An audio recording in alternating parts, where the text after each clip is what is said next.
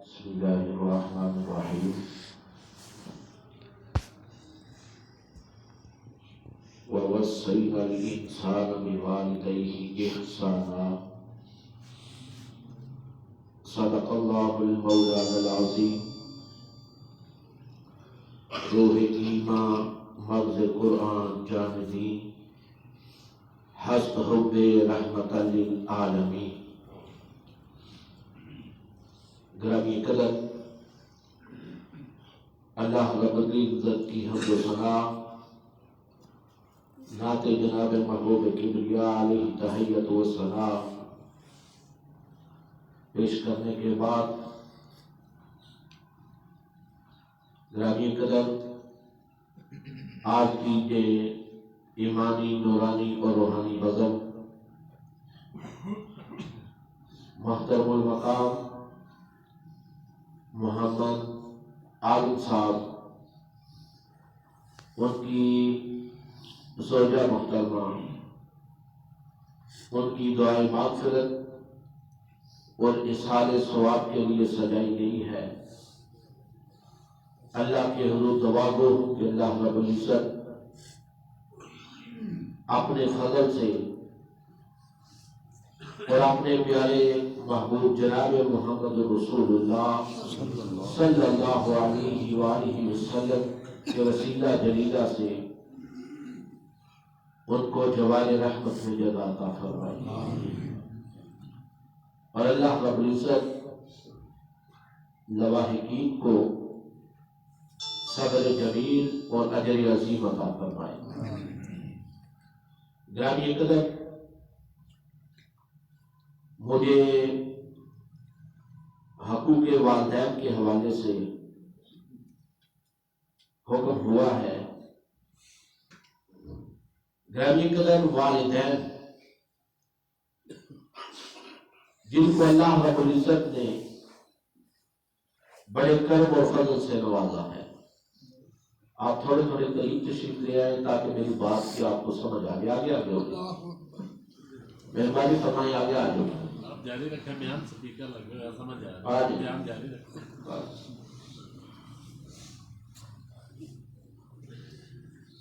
گرامی قدر، والدین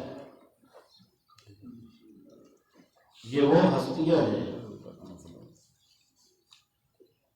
کہ جس کا ادب، حیا اور تعظیم کا حکم اللہ تبارک و تعالیٰ نے صرف امت محمدیہ کو نہیں بلکہ سابقہ جتنی امتیں گزری ہیں ہر امت کے لوگوں کو اللہ تبارک و تعالیٰ نے یہ حکم فرمایا ہے کہ وہ اپنے والدین کے ساتھ حسن سلوک کریں، ان کا ادب کریں، حیا کریں، تعظیم کریں، خدمت کریں،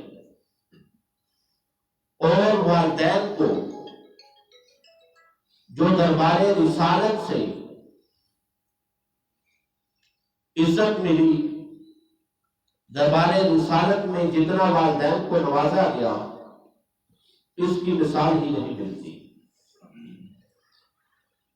میرے آقا کی بارگاہ سے والدین کو کس قدر عزت ملتی ہے۔ آقا مسجد نبوی میں جلوہ افروز ہے، اور حضور تاجدار کائنات صلی اللہ علیہ وآلہ وسلم کی عظیم بارگاہ ہے۔ اما حلیمہ تشریف لے آتی ہیں اور میرے آقا اتنا کرم فرماتے ہیں کہ اٹھ کے کھڑے ہو جاتے ہیں، استقبال کے لیے اٹھ کے کھڑے ہو جاتے ہیں اور اپنی کمری بچھا دیتے ہیں۔ تو گرامی قدر، جناب اما حلیمہ رضی اللہ تعالی عنہا آپ حضور کی رضائی والدہ تھی، سگی والدہ نہیں تھی، رضائی والدہ تھی۔ تو رب کے محبوب ان کے ادب میں، ان کی تعظیم کے لیے اٹھ کے کھڑے ہو جاتے ہیں۔ دنیا والوں کو اللہ کے محبوب بتاتے ہیں کہ دنیا والوں اگر رب کا محبوب اپنی رضائی والدہ کا اس قدر حیا کرتا ہے، اس قدر ادب کرتا ہے، تو وہ اپنی والدہ کا کس قدر ادب کرتا ہوگا، کس قدر اپنی والدہ کی تعظیم کرتا ہوگا۔ تو گرامی قدر، والدہ یہ وہ عظیم نعمت ہے کہ جس کے بارے میں حضور تاجدار کائنات صلی اللہ علیہ وآلہ وسلم نے ارشاد فرمایا، دنیا والوں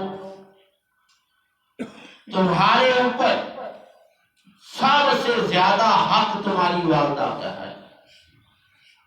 صحابی رسول آقا کی خدمت میں حاضر ہوتے ہیں، عرض کرتے ہیں یا رسول اللہ صلی اللہ علیہ وسلم، میرے اوپر سب سے زیادہ حق کس کا ہے؟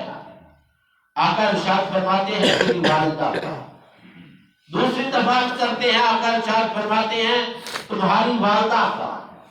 تیسری دفعہ عرض کرتے ہیں، آقا ارشاد فرماتے ہیں پیارے صحابی تیری والدہ کا۔ چوتھی دفعہ آقا ارشاد فرماتے ہیں اے میرے پیارے صحابی تیرے والد کا۔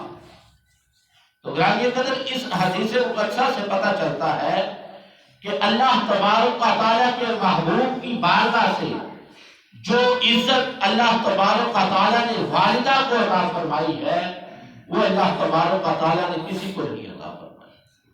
جتنے انسان کے رشتے ہیں، بھائی کا رشتہ ہے، بہن کا رشتہ ہے، چچا کا رشتہ ہے، گرامی قدر سب سے زیادہ اللہ تبارک و تعالیٰ نے کرم نوازی والدین پہ فرمائی۔ جہاں والدہ کی عزت افضائی آقا علیہ السلام نے بیان فرمائی ہے، وہاں والد کو نہیں چھوڑا، والد کو بھی اللہ تبارک و تعالیٰ کے محبوب نے نگاہ رحمت سے نوازا ہے۔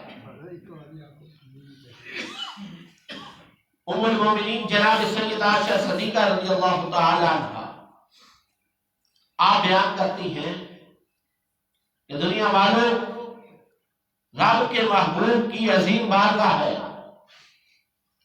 ایک نوجوان حضور کی خدمت میں حاضر ہوتا ہے، کچھ مسئلہ پوچھتا ہے، مسئلہ پوچھ کے واپس جانے کا ارادہ کرتا ہے، تیزی سے اٹھتا ہے۔ آقا کریم صلی اللہ علیہ وآلہ وسلم کیا دیکھتے ہیں کہ پیچھے ایک بزرگ آ رہا ہے جس کے ہاتھ کانپ رہے ہیں اور ہاتھ میں چھڑی ہے، عصا ہے۔ رب کے محبوب ارشاد فرماتے ہیں اس نوجوان کو، اے نوجوان مجھے بتا، یہ جو لڑکھڑاتا ہوا، کانپتا ہوا بزرگ میری بارگاہ میں آ رہا ہے، یہ کون ہے؟ وہ نوجوان حضور کی خدمت میں عرض کرتا ہے یا رسول اللہ صلی اللہ علیہ وآلہ وسلم، یہ میرا والد ہے۔ آقا ارشاد فرماتے ہیں نوجوان یہ تمہارا والد ہے؟ عرض کرتا ہے ہاں حضور یہ میرا والد ہے۔ آقا ارشاد فرماتے ہیں وَلَا تَمْشِيَنَّ أَمَامَهُ، اے نوجوان اگر یہ بزرگ تیرا والد ہے تو جب یہ چلے تو اس کے آگے نہ چلنا۔ وَلَا تَقْعُدْ قَبْلَهُ، اے نوجوان یاد رکھنا یہ بزرگ اگر تیرا والد ہے تو اس کے بیٹھنے سے پہلے مت بیٹھنا۔ یعنی رب کے محبوب ہمیں والدین کے حقوق بتا رہے ہیں تو ارشاد فرما رہے ہیں دنیا والوں، جب تم چلو تو والد کے آگے نہ چلو بلکہ والد کے پیچھے چلو۔ اے دنیا والوں، جب تم بیٹھو تو والد سے پہلے نہ بیٹھو، والد کے بیٹھنے کے بعد بیٹھو۔ مثلاً ایک مجلس سجی ہے، اس میں باپ اور بیٹا دونوں بیان وقت داخل ہو جاتے ہیں تو بیٹے کے لیے حکم ہے کہ تعظیماً کھڑا رکھے، اس وقت بیٹھے جب اس کا باپ بیٹھ جائے۔ میرے آقا حضور نبی رحمت صلی اللہ علیہ وآلہ وسلم نے ارشاد فرمایا نوجوان یاد رکھنا یہ بزرگ شخص تیرا والد ہے، وَلَا تَدْعُوهُ بِاسْمِهِ، اے نوجوان یاد رکھنا اس کو کبھی نام لے کے مت پکارنا۔ آج کا رواج ہو گیا ہے، لوگ والد کو نام لے کے پکارتے ہیں، اس سے آقا نے منع فرمایا۔ آپ کے محبوب نے ارشاد فرمایا وَلَا تَدْعُوهُ بِاسْمِهِ، اپنے والد کو نام لے کے مت پکارو۔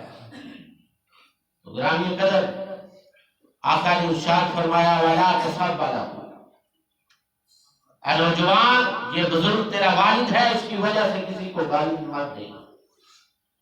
یہ وہ حقوق ہیں، یہ وہ عنایات ہیں جو ہمارے والدین کو دربار رسالت سے ملی ہیں۔ تو گرامی قدر ہمیں اس پہ غور و فکر کرنا چاہیے کہ آج جس پہ فتن دور میں ہم زندگی گزار رہے ہیں، کیا ہم والدین کا حیا کرتے ہیں؟ کیا ہم والدین کا رخ کرتے ہیں، تعظیم کرتے ہیں؟ کیا ہم نے اس پہ کبھی غور و فکر کیا ہے کہ ہمارے والدین ہمارے اوپر راضی ہیں یا ہمارے ساتھ ناراض ہیں؟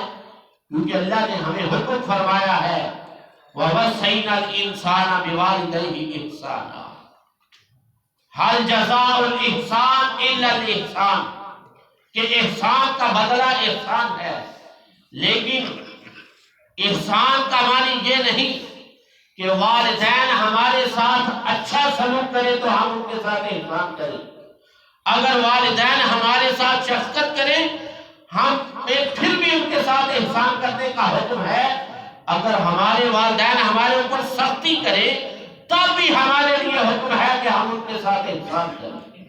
ہم ان کی بارگاہ میں کوئی ایسا لفظ اپنی زبان سے نہ نکالے کہ جس کی وجہ سے ان کی دل آزادی ہو۔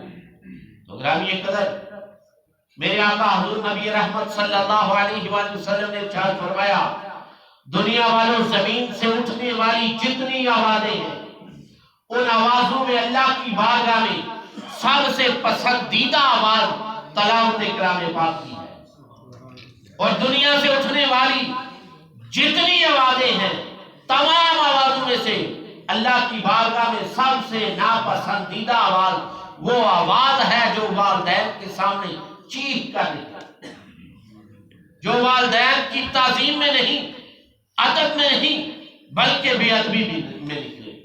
تو گرامی قدر ہمیں اس پہ غور و فکر کرنا چاہیے کہ آج کے پرفتن دور میں ہم کس قدر اپنے والدین کا حیا کرتے ہیں۔ دنیا والوں، اس دنیا میں اگر سکون چاہتے ہو تو اپنے والدین کی قدر کرو، اپنے والدین کے ساتھ محبت کرو، اپنے والدین کی خدمت کرو۔